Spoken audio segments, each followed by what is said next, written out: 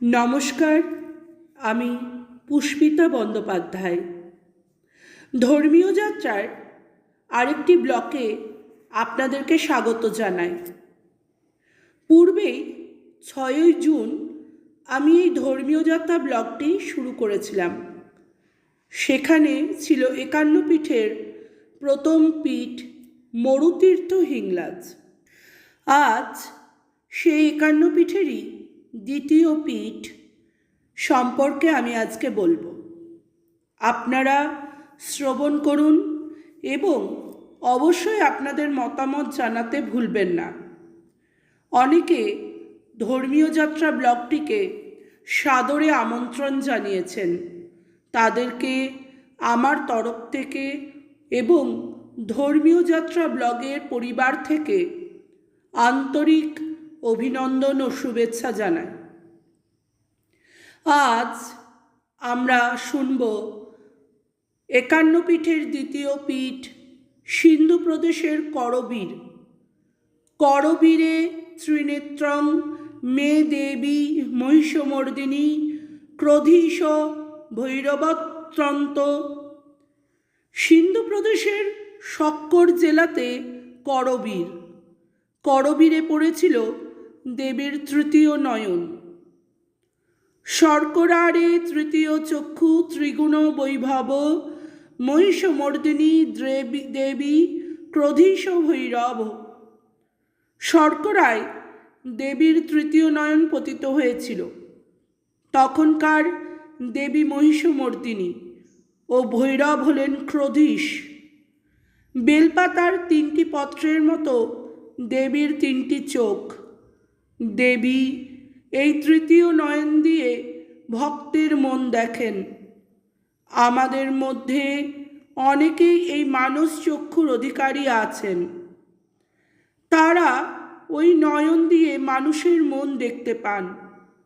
তাহলে বলতেই হয়, যে স্থানে সতী তৃতীয় নয়নটি পড়েছিল সেই স্থানের মাহাত্ম্য নিশ্চয়ই অবর্ণনীয়। কোনো কোনো গবেষক বলেছেন, শক্করা বা করবীরপুর ঠিক কোথায় তা জানা যায় না। কালিকা পুরাণ মতে করবীপুর ছিল প্রাচীনকালের ব্রহ্মাবর্ত দেশের রাজধানী। পাশেই দৃশদ্বতী নদী। ব্রহ্মাবর্ত অঞ্চল হল বর্তমানের পাঞ্জাব।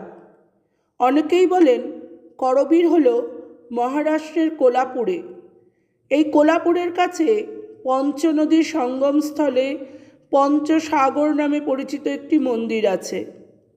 এটি একটি পীঠ, তবে এখানে দেবীর তৃতীয় নয়ন পড়েনি।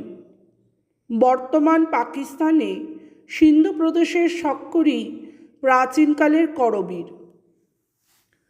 শক্কর জেলার কাবেরী মৌজায় করবীরে শক্তিপীঠ রয়েছে। এই পীঠস্থানে দেবী দশভুজার মূর্তি আছে। এই পীঠের ভৈরব ক্রোধীশ সম্পর্কে তেমন কিছু জানা যায় না।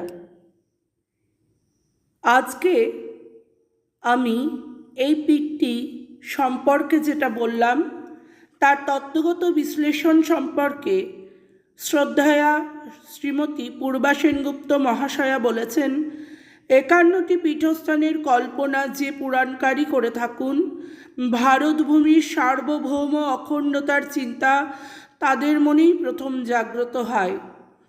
এই 51 পীঠ পরিক্রমার মধ্যেই মানুষ নিজে গিয়ে হোক বা গ্রন্থ পড়েই হোক সার্বভৌম ভারতমাতার রূপ মানস চক্ষে উপলব্ধি করতে পারেন। যতদিন এই পৌরাণিক কাহিনীর ভিত্তি মূল আমাদের মনে দৃঢ়ভাবে অবস্থান করবে, ততদিনই এই পীঠ আমাদের বারবার আকর্ষণ করবে। বন্ধুরা, ভক্তরা, তোমাদের কেমন লাগলো সতীর দেবী সতী মায়ের এই 51 পীঠের সিন্ধু প্রদেশের করবীর? অবশ্যই আমাকে জানাতে ভুলো না। আর অবশ্যই এই গল্পটি চ্যানেলটি তোমাদের ভালো লাগলে তোমরা সবার সাথে শেয়ার করো।